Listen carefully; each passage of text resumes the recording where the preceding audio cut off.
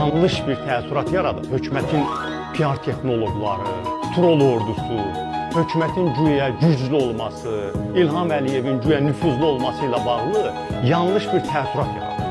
Məntiq var axı ortalıqda.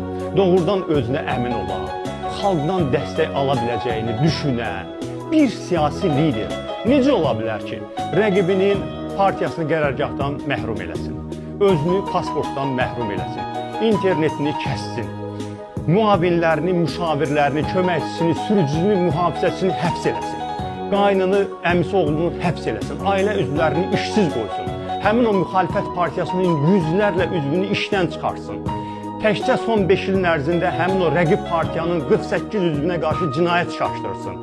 300 nəfərə qədər adamı inzibati qaydada həbs eləsin. Miting meydanlarını bu partiyanın üzünə bağlasın.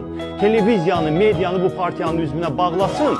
Bu ölkədə yenə də sadəlövh adamlar çıxsın ortalığa ki, yox, hökumət çox güclüdür, İlham Əliyevin böyük reytingi var. Reytingi var, yarışsın da biz ilə. Rəqibinin əl-qolunu bağlamaq, onu həbs eləmək, onu şərləmək, televiziyalardan uzaqlaşdırmaq, seçkim nəticələrini saxtalaşdırmaq deyil. Siyasi güc mərd-mərdanə seçki qutusuna gedib xalqın dəstəyini almalıdır. Bir dəfə də İlham Əliyev bunu eləsin. Bir dəfə çıxsın mərd-mərdanə xalqın qabağına, açıq seçkiyə getsin, bizi məğlub eləsin, sonra çıxıb siyasi gücdən danışsın.